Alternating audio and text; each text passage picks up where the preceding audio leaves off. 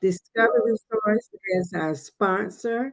So today, for today's session, we have Sandy and Padilla, and I hope I'm saying that correctly, and Jeremy Fisher with us from Discovery Source. And our topic today is Curious Minds, Confident Solvers, Supporting Problem Solving Skills in Young Children. Again, thank you, Discovery Source, for being with us, and thank you all for joining.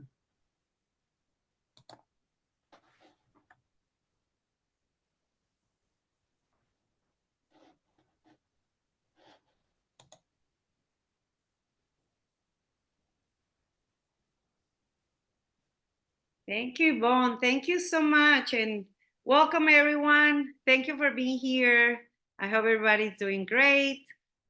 We are the Discovery Source. Today, we want to share with you a little bit of general content about how we can really help our younger children to develop problem solvers and to support them looking for solutions.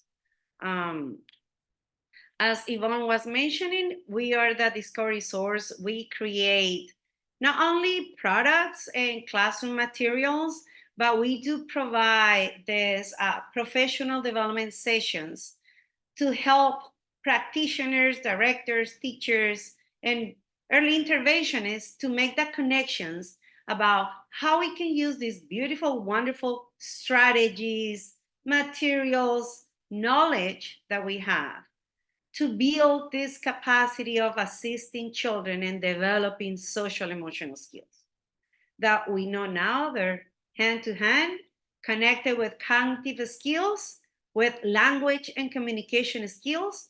Those are the key essential school readiness skills that children need when they're getting ready for kindergarten and first grade. So we do create innovative, effective solutions that we hope can meet everybody's needs. So, and our session today, I'm going to ask a lot of questions. I would like to know how you're handling difficult situations in the classroom, what are the strategies that are working, what are the strategies that you're using. But also we know that sometimes when we have this type of conversations, we tend to highlight that negative aspects of conflict resolution or difficulties in the classroom. So at the Discovery Source, we are the publishers of the Pyramid model. And as you know, the Pyramid model has one self-regulation technique called the Tucker technique.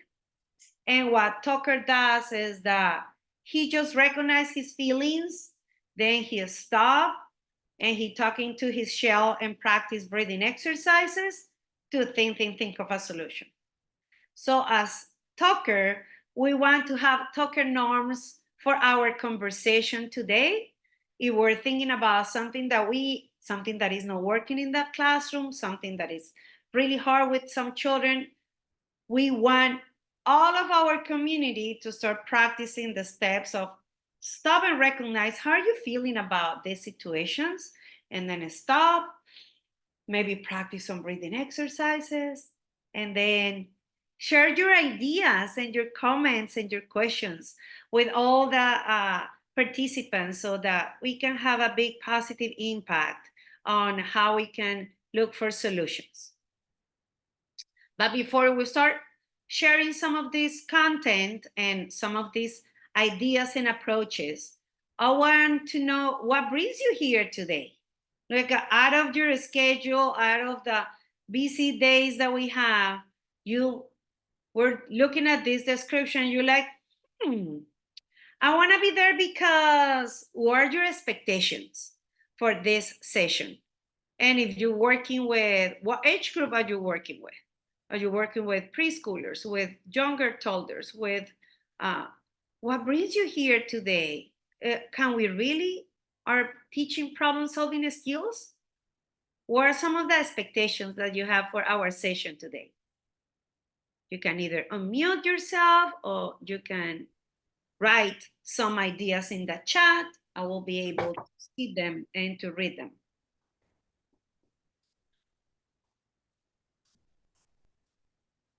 Thank you so much for the opportunity. My name is Tony Kozar from Franklin Granville Advanced Smart Start, and I'm so happy to join today. When I saw this being advertised, I saw where it talked about having a toolkit. We about a year ago launched a new program with a behavior support specialist to be able to help our child care centers go out and be a resource. And it just so happened she's sick today. So I wanted to join in and just be able to take notes and be supportive in her role. Thank you, Tony. Thank you for your expectations and for sharing your ideas on how we can use this. Yeah. Okay, also Miss Carla says how we can offer more solutions for parents and playground time. Sometimes it's work is difficult. And Miss Margaret is working with younger children and oh no, 0 to 16. Like how we can look for solutions at home, siblings conflict resolution strategies, and how we can apply all these different conflict resolution strategies that we're presenting now with tangible materials, visual supports, cues that will help children to understand how to do this. But as we're going through, you will see that they're the most essential principles that we can use when we're looking for solutions. So please do not hesitate to join into the conversation, to write some comments in the chat, or to raise your hand and open your mic. We're going to look at, in general, our agenda looks like in the next 45 minutes. We're going to talk about how do we, as adults, as teachers, as leaders, as how we are handling situations. How do you solve problems in real life? Because knowing from where conflicts are coming from and what are the strategies that we use, then we can look at the different solutions, how we can promote these problem solving strategies in two different ways. One, in advance, in a very proactive way, and then what can we do in the moment, how we can start narrating the problems and the solutions, how we will stop and reflect on our feelings and the conflicts, and how we can prompt children to either find or accept a solution. Because remember, this is not only a social emotional skill, but it's a problem solving, a higher order thinking, a communication skill that we're about to support and assist children in developing.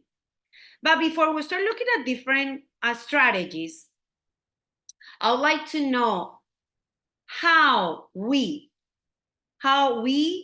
talk about understanding problems.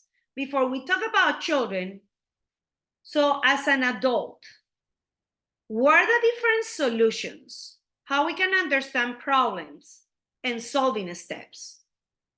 Do we naturally have some solutions that always work?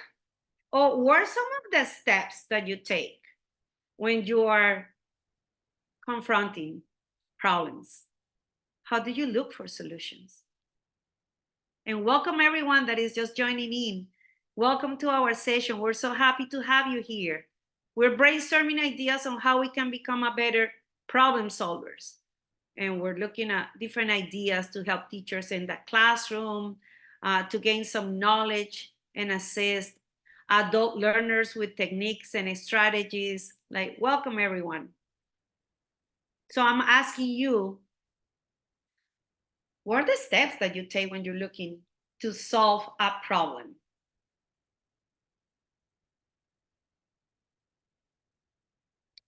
That is an important component, Dr. Clark. She says that she's always thinking about how she can take in consideration the other person perspective.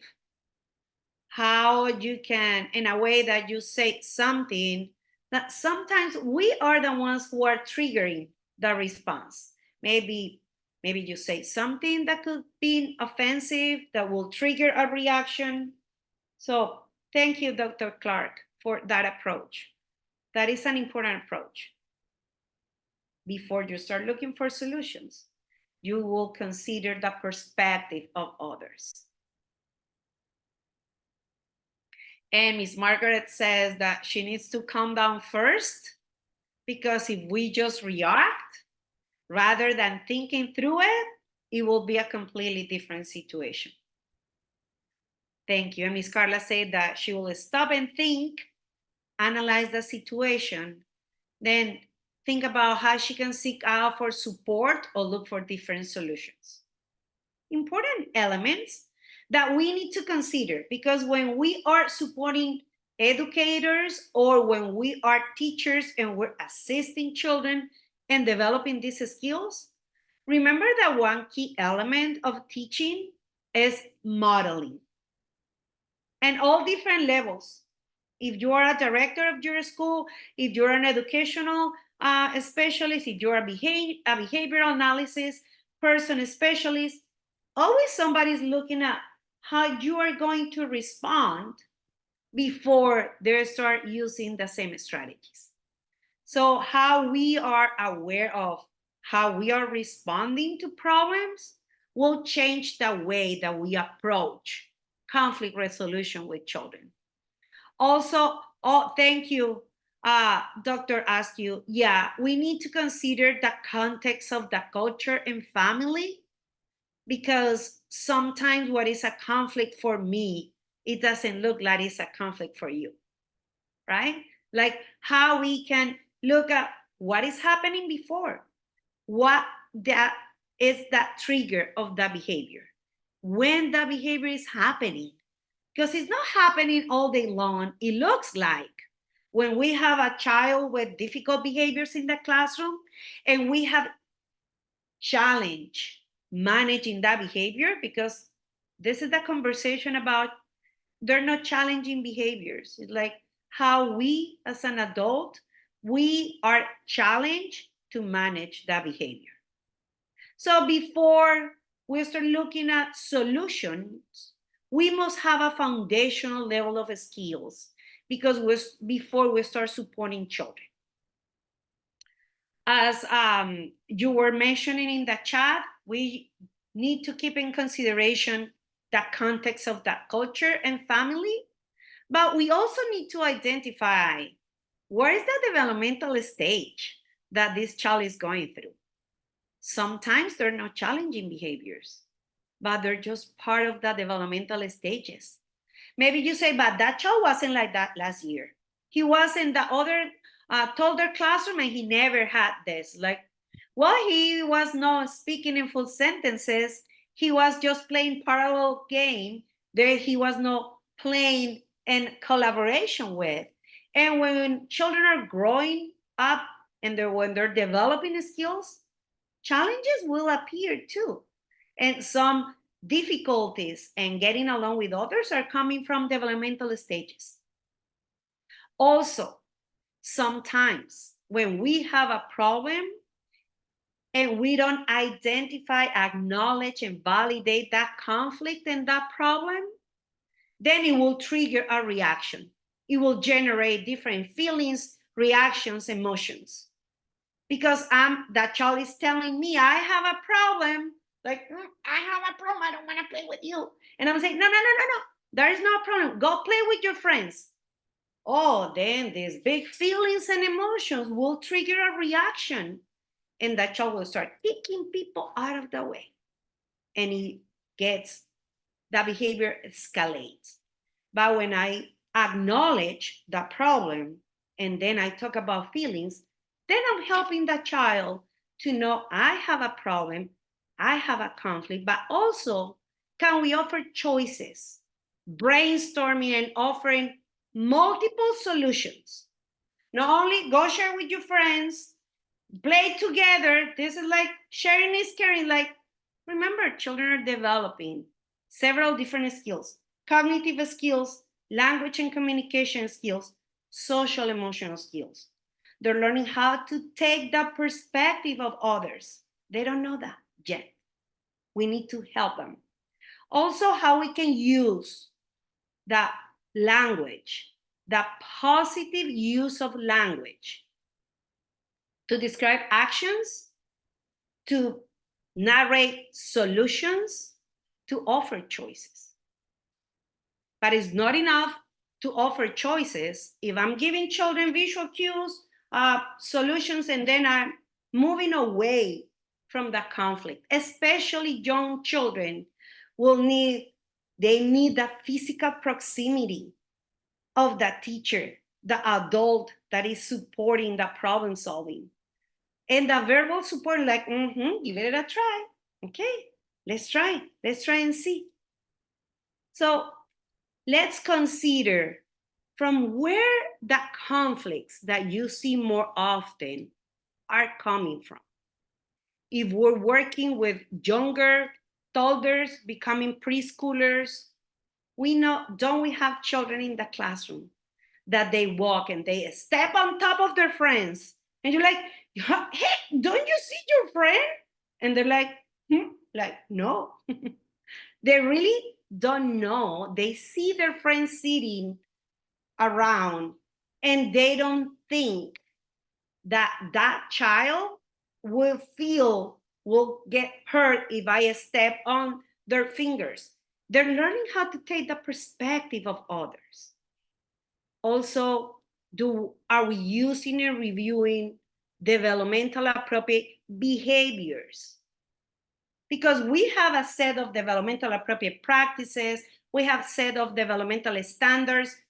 Do we know what is expected in terms of developmental appropriate behaviors? Is this child ready to play with others, to share toys with others? Or I'm asking something that is out of the developmental appropriate expectations?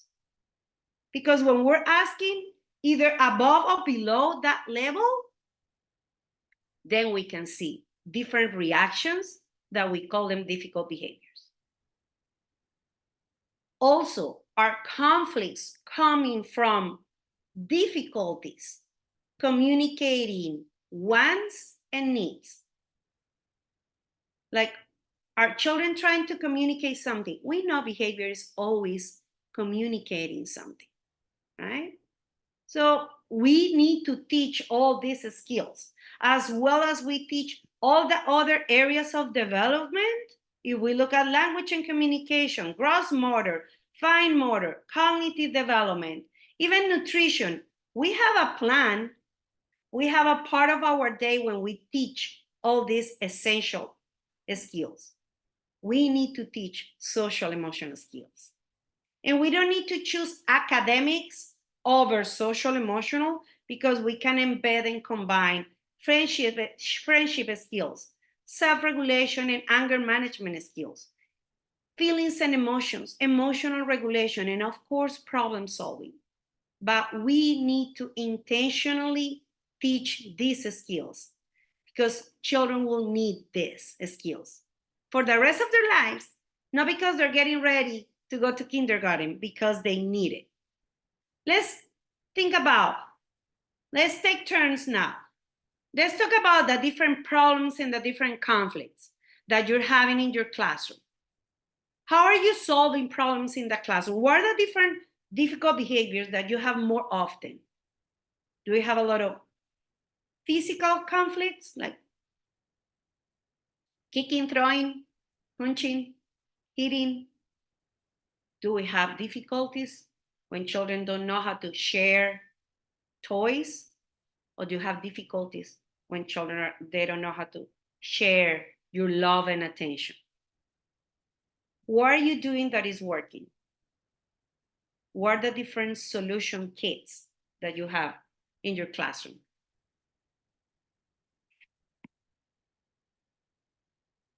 Remember, you can either use the chat, or you can unmute yourself and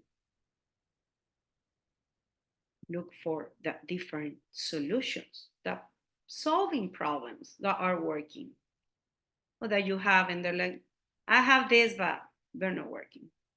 Oh, beautiful. You have some visual cues, problem solving solution cards. Children are having difficulties expressing their emotions.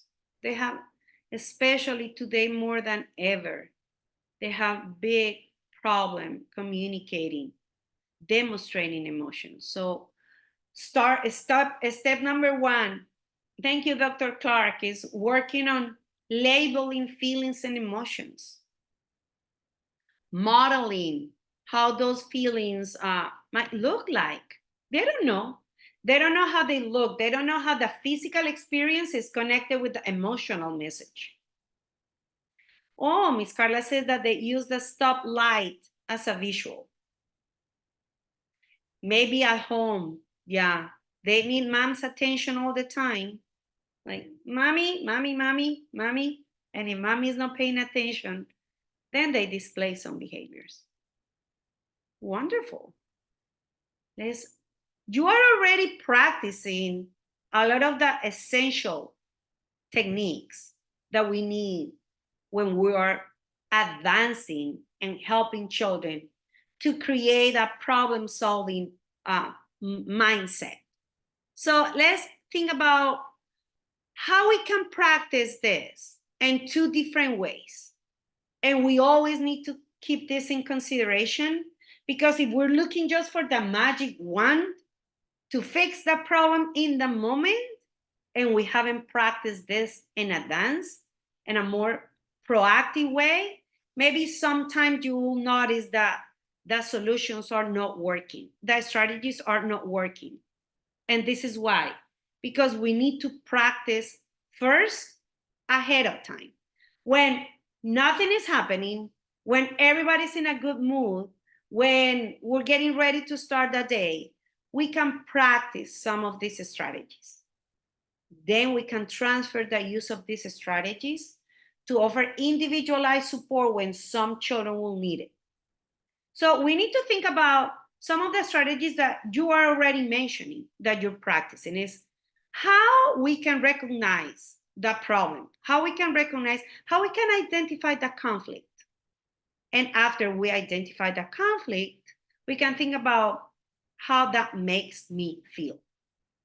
How do you feel about this? How we can validate and acknowledge emotions. And then how you can look for concrete ways to find solutions, to do a little bit of problem solving.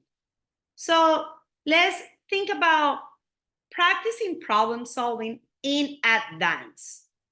How this look like? If we are sitting around and we can talk about what are the different classroom problems and conflicts that we have, taking in consideration developmental appropriate behaviors and taking in consideration developmental milestones. What are the different conflicts that we frequently have in our classroom? Maybe we can talk about it. Maybe you can create some visual cues, such as, look, they took it from me. Teacher, they took it from me. I have it at first and they took it from me. Like, is that a problem in your classroom? Or do they knock it down? I was playing with my blocks and they came in. Look, Jojo, knock it down. And like, okay. Are you tracing names? Are you tracing number? And they ruined my picture.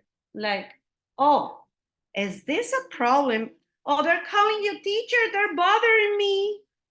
I cannot see that book. I don't have a spot. It's like, what are the different conflicts that you have in your classroom? Think about it. Are these often? Are these problems part of your days? Are children complaining and calling you when they have some of these situations? Step number one is, can we identify what is the problem? Because listen, we're looking for problem solving. Like, how are we gonna look for solutions if we don't identify what is the problem? When children are calling you out, teacher, they ruined my picture, they knocked it down. Say, sometimes children say, I have a problem. And often we say, no, that is not a problem. Oh, nothing to worry about. Like, next time, remember to stop and validate that problem. Recognize and acknowledge, oh, we have a problem here. They took it from you. What's happening? How are you feeling about this? How that makes you feel? They ruined my picture. I was working so hard and they ruined my picture. Like, okay, we have a problem. And remember, when you narrate, when you describe that conflict, that situation, that problem in a very objective way, without judgment, right? Without telling children, oh, I don't like what I'm seeing here. I know you don't like it. I know it's difficult. But what about we just give children observational statements? Like, I notice, I see we have a problem. How do you feel about it? How do you think we can look for different solutions? Let's practice this. How we can offer different solutions. Because when we recognize and describe what is happening in the moment, also ahead of time, don't we have beautiful books? We read a book every day. And in the book, sometimes we have problems. Can we narrate this ahead of time? I'm like, oh, look, in this book, it looks like they're having a problem. They want the same toy. Like, is this the same thing that happened when we go to the playground and we all want the same trike? Because you have 5 different trikes, but they want the one with the pedal. They're like, they all want that. Like, how we can narrate problems and solutions ahead of time? Can we talk about the different problems? And there is a problem because we want the same toy, because we want to play with the same friend, because we want the same spot, because we want the same teacher's attention. Can we identify and recognize? And then can we think of a solution? You say you have some solution cards. If you are familiar with the pyramid model, with the National Center for the Pyramid Model Innovations, we have a solution kit. You have different visuals that you can use to present different solutions. Because usually we ask children to go share with your friends and play together. And these two are the most difficult skills that children need to practice. I'll say we need to offer more choices. Because when we're working with young children, oh, that's the other piece. How we can narrate solutions, and then we offer choices. Because some children, you'll say, they're stubborn, they're defiant. When I'm saying, let's do this, they're like, no. Can we play with your friend? No. Go share with your friend? No. Because remember, they're also developing this, they're developing self-confident children. When we offer choices, controlled choices, then they will practice, make choices, and they'll follow their own choices. Instead of saying, go sit down, they're like, no, sit that we're good. No, like, ask next time. Would you like to sit with your friend? Would you like to sit with me? They're like, I'm going to sit with my friend. Done. They're bringing a toy in the classroom. They cannot bring toys. We know that. But you say, go put in your cubby. Go put in your cubby. Go. Next time, ask. Would you like to keep it in your pocket or in my pocket? I'm going to put it in my pocket. Okay. Because if it's out of your pocket, it's coming to my pocket. Would you like to put it in your cubby or in my desk? In my cubby. Okay, deal. When we offer choices, children will tend to follow their own solution, their own decision. Now, what are the different solutions that you can offer? I'll say one solution that also helps to build positive relationships relates to how the teachers are telling, if you have a child who is impulsive, who is aggressive, who is physically responding, ask them to go get your teacher. If they're bothering you, call me. If they take that toy away from you, call me. If you have a problem, call me. The teacher say, oh, but they will call me 1,000 times. I'll say yes. But you will be the mediator looking for solutions with them. Because if they took it from me, if they ruin my picture, they will call you. And then you will avoid the escalation of the behavior. You will avoid a problem, an incident. You will be there. You will stop that behavior. And then you'll say, okay, let's go look for solutions. Now, we can offer different solutions, but same idea that we use when we're helping children to learn a new skill, like when we're helping children to learn how to wash their hands, right? We use the task analysis support with steps, right? With little steps. Like, can we follow some of these steps when we're looking for solutions? So think about what are the different steps. Step number 1 is like, do we have a problem? Yes, we have a problem. What is my problem? Like, let's think about what is my problem. I have it at first. They took it from me. Like, okay. Now, how do you feel? How do you feel about it? What are the different solutions that we can use? What about what age? We have a question that Margaret is asking. At what age telling the teacher or the parent be considered by other children as tattailing? Like, if it's often and we're not looking for solutions, but depending on the age group, if you're looking for toddlers who are just developing language skills and they're calling you all the time, you're also facilitating children because you are narrating the problem, the feeling. Children at the beginning will tatailing often because they want you to narrate the problem and to look for solutions.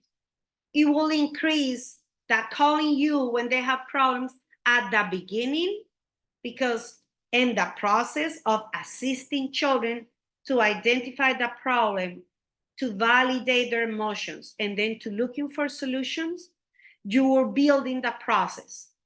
It's not all the time that tattailing most often. Children will use this strategy at first, but remember, that's your opportunity to connect and to present what are the next steps.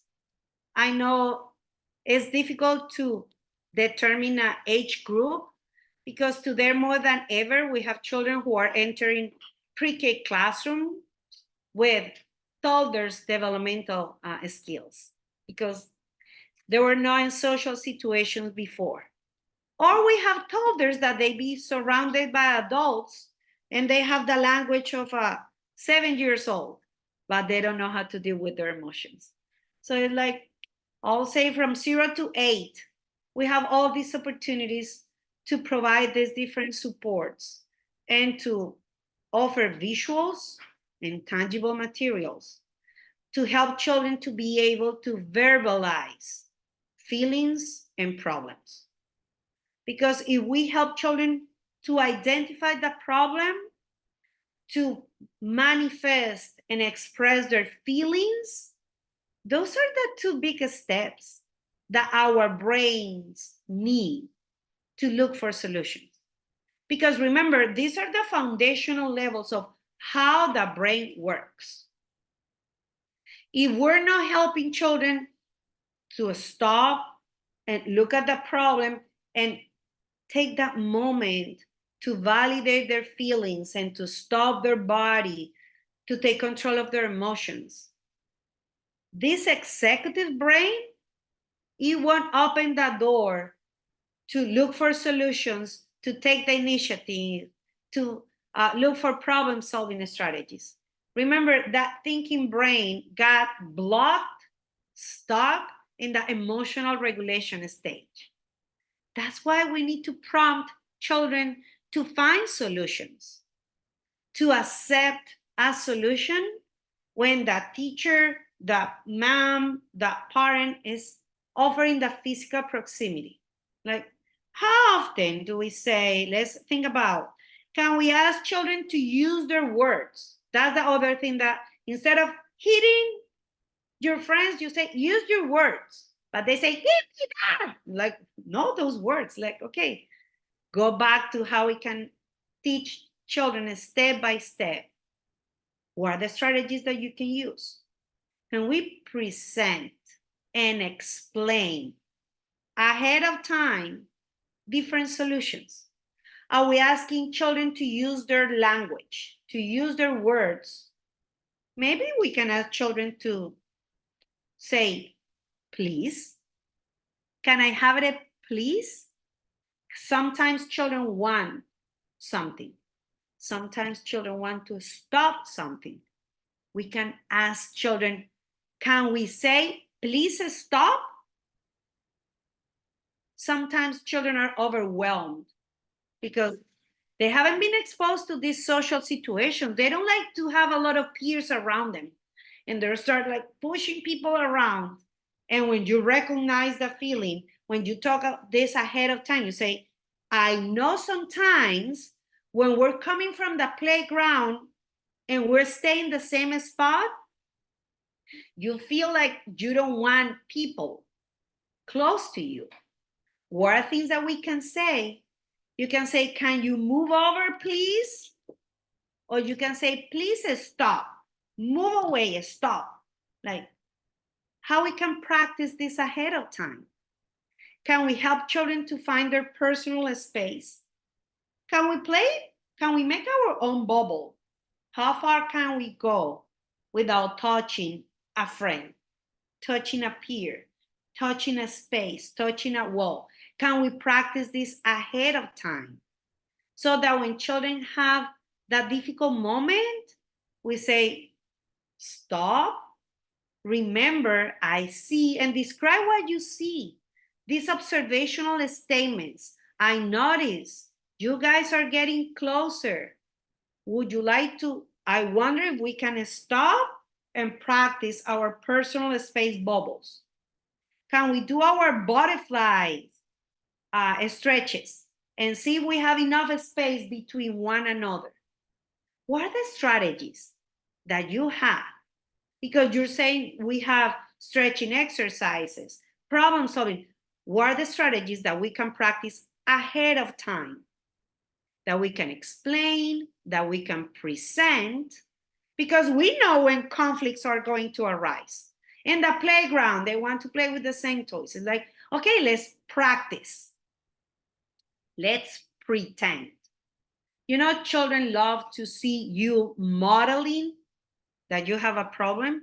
Like, I have a problem. Miss Sandy is having a big problem. I want to see when Miss D is sitting. What can I do? I have a problem. I feel upset. I feel overwhelmed. Like, you're practicing the steps. You're modeling the steps. You're saying, I have a problem. I feel this way. What can I do? Let's go and practice. Miss D, can I sit there, please? Like, can we wait? Oh, this is the other one. Wait and take turns. Oh, young children have difficult time. Do you have a good time when you have to wait and take turns?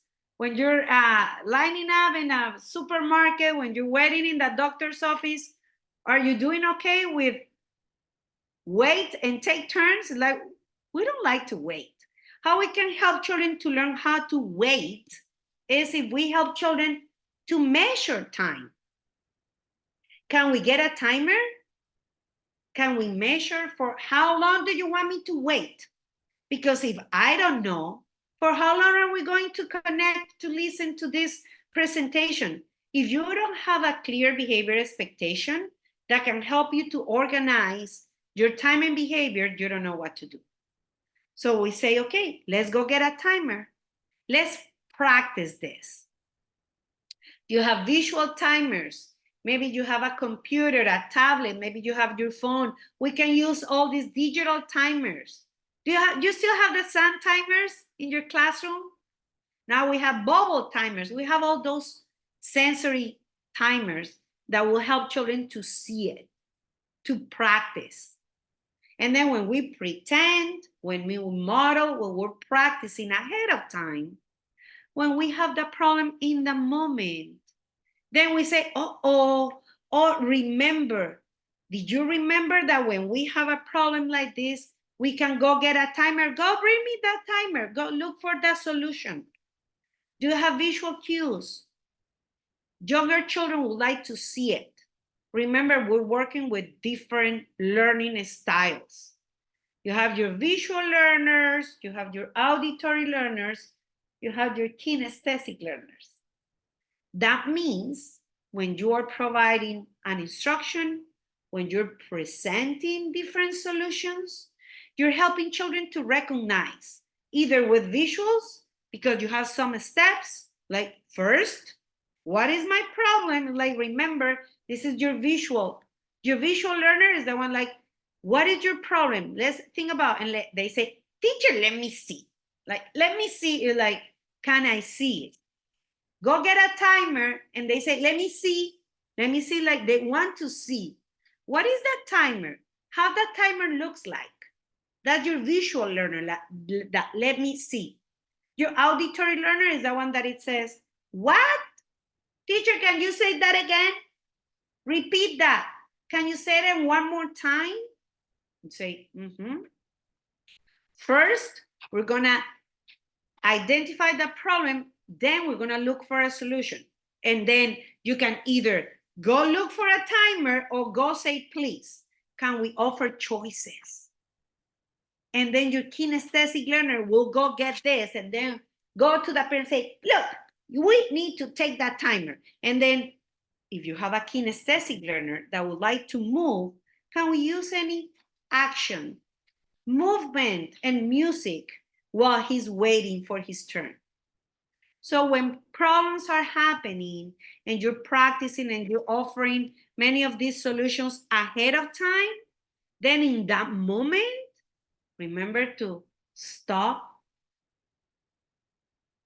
help children to identify what is the problem, recognize, validate, explain, describe what is the problem, look for the different solution cards, the different visual cues, the different tangible objects that you have to brainstorm potential solutions.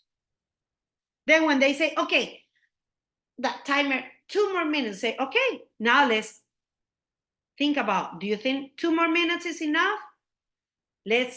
Do we have enough space for the 3 of you? Let's talk about consequences, possible solutions. Do we have an agreement? And then give it a try. But the give it a try is with you. Don't go away. Remember, they still need you. They need your physical proximity. They need your verbal support. They need that, I see you guys taking turns. I see you waiting, because they're going to look at the timer, right? Like, look, 2 more minutes, 1 more minute, 2 more rounds, and the try, we're running around, 2 more loops. Then you have the cheerleaders, like 2 more loops, 1 more loop, it's my turn. They will practice this. We need to do this often. We need to do this in a very proactive way. We can repeat this every day. We can do this as a part of our routines. And remember, practice this when nothing is happening in a very proactive way with everybody. Oh, that's the other piece, that universal support. Do we need to teach this to children who are exhibiting the difficult moments only? No. We need to practice this with all children in the classroom. These are the universal supports. In this classroom, we have problem-solving solution kit. We have solution cards. We have choices. All children in the classroom will play with this, will pretend, because when some children will need your time and support, they know what to do. And if you have that child, one child, that need that individualized support, because everybody's using the same strategies, the same visuals, they will respond. Remember, in our daily routine, we need to look for some time. We need to spend some time as teachers, as directors, as supporting staff, to validate feelings, emotions, acknowledge problems and conflicts, and look for solutions. And when we're offering choices to look for solutions, we'll give it a try, but we will be there. We'll be offering the physical proximity, the verbal support, all the different supports. Yes, I'll show you when and how we can get some of this, all the material that I'm using in this presentation. So what do you think? How will you use some of these strategies to teach? How you can embed this into your daily practice? What are the strategies that you would like to explore? Knowing your children the way that you know them individually, do you have more preferences, like learning styles? You're like, now thinking about, I have a lot of visual learners, or I have a lot of kinesthetic learners. Or what are the best moments that, now that we review the importance of practicing this ahead of time, not only in the moment, what are the best moments, the best part of the day that you think you can use this? What do you think?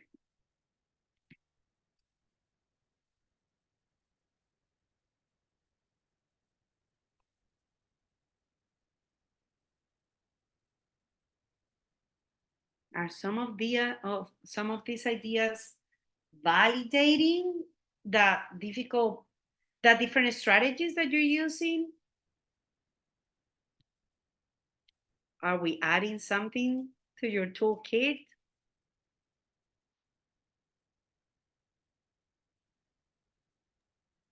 I like the idea of having the children practice these skills to try to build that kind of muscle memory so that they have these kind of in their back pocket for when they are needed.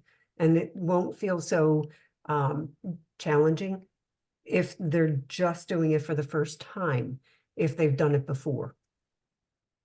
Thank you, Margaret. Yes, and it's an important practice. Like, what are things that we have in our circle time area? We have the letters, the numbers, the calendar, the weather that we use. Those are visual cues for all of us to repeat this every day. Can we have some of these visuals to remind children they can find solutions? Like practicing this. And it's true, they'll feel confident after they've been practicing this. Giving choices is a key element, not only for preschool children, I'll say for all of us. When you've been offered choices, and remember, how do we learn how to ride a bike? By riding the bike. How we learn how to swim? By swimming. Like, how we're gonna find ideas and best strategies to problem solve. Problem solving, having conflicts and facing the different solutions. Role playing, when they're not conflicts, is always a great idea. And helping children to practice these skills when nothing is happening, and they always have a solution. You know that once in a classroom, we're like, we have a problem here. We didn't have a problem, but we were creating problems. Like, we have 4 children and we have just 1 banana for a snack. We have a problem. What can we do? And then remember to stop and also give children opportunities to think and to respond. And a child say, well, what about if I eat the banana today and I'll tell my mom to bring you more bananas tomorrow? That was his solution. They always will have a solution. We just need to keep practicing. how we can explain one strategy at a time. Thank you. Like how we can talk through why and how some solutions will be feasible when we're inside the classroom. What are some solutions that are safe when we're playing outdoors? Like going through the different solutions that we know are developmentally appropriate for the children that we're working with, that are matching the different learning styles that we have in the classroom. Because asking children just to stop and relax is not a problem-solving strategy. Like, we need to validate the conflict. We need to acknowledge emotions, then help children to move forward. And yes, practicing these skills, that's the key element, right? Just behavior is just like an exercise. It's like a bike. The exercise will work if I practice this every day. Maybe jumping jacks, you say, are not working. How often are we doing the jumping jacks? Are we doing the jumping jacks incorrectly? So remember, it takes a little bit of time, a lot of consistency, and a lot of practice to see the results. Remember, you are the mind shapers of the future. We have children with high levels of executive functioning skills. Those will start with self-control, organization, and planning.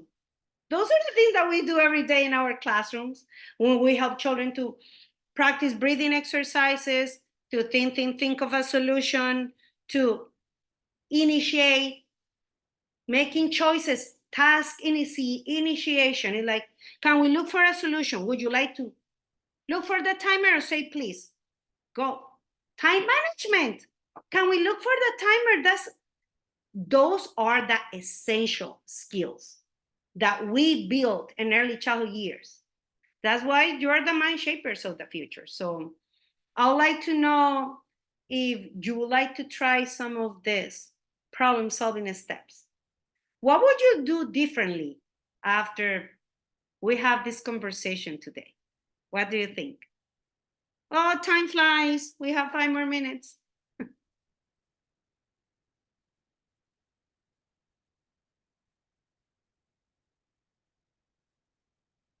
And very often, as you're mentioning, you have many of these strategies. But being more proactive, thank you, it will help us to see that strategies in place. Because if we never talk, if we never practice this, only when we start seeing difficulties, like being proactive, practicing this ahead of time, when nothing is happening, when the brain is in a good emotional state, because I am in a happy place, and we can talk through it. Because when I am in the middle of the tantrum, in the middle of the conflict, my brain is not thinking. But if I have the visual cue that will trigger a positive response, it will work. Yeah, being more intentional about implementing the strategies ahead of time, displaying this in the classroom, using the different routines, using the different parts of the day to describe, oh, this is what is happening. Sometimes this is happening, like how we can review and practice before we go to the playground instead of saying, and I don't want to see you fighting over that trike. That means I can predict that difficult moment. But if I say, when I go to the playground and somebody's using the trike that you want, sometimes you feel disappointed. What are things that we can do? Can we make a list and take turns so everybody can go around 3 times? Like, can we make a list ahead of time? So I know some of you were asking from where these wonderful visual cues you're showing are coming from. They're coming from our discovery source. Remember, we are the official publishers of the pyramid model. So the pyramid model is offering a problem-solving solution kit. We have solutions for the classroom. We also have solutions for home. you like, I would love my families also to practice some of these steps at home. You can have some of these kits for you in the classroom, and you can have a lending solution kit for families that maybe you can send home every week to different families, so that they also will be practicing some of these materials. We also have a wonderful educational consultant in our team, Dr. Angela Sarsi. She's the author of this Push Pass It book that is full of wonderful, beautiful strategies. If you would like to read more about it, please visit our website. We'll be more than happy to offer some solutions and ideas that will be practical and useful in your classroom. So thank you for your time. Will you have like 2 more minutes to complete this survey for all of us? We would love to have your feedback to hear about what else would you like to do with these strategies. I'll be more than happy to send Yvonne or Jennifer a certificate, and I'll send you a handout, the PowerPoint handout. Yes, let me put this. I'll put the Discovery Source website in our chat, and then I'll go back to that. I would like to say thank you, Sandy. This has been a wonderful session. I really enjoyed this information myself, which I will always use with my granddaughter and my grandson. So this is wonderful. Thank you, Jeremy. Thank you both for being here and being part of the Smart Start Conference. And thank you all for attending with us today. And we do have more sessions, post-conference sessions coming up, and you will receive those invites and you will see those links and flyers for that information. But again, thank you for joining us today. This was great information, Sandy. Thank you so much. Thank you, Yvonne.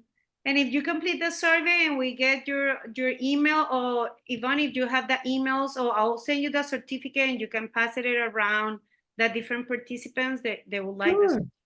That would be great. Just send it to me and I'll be glad to distribute it out. Okay. Thank you. Perfect. Thank you so much.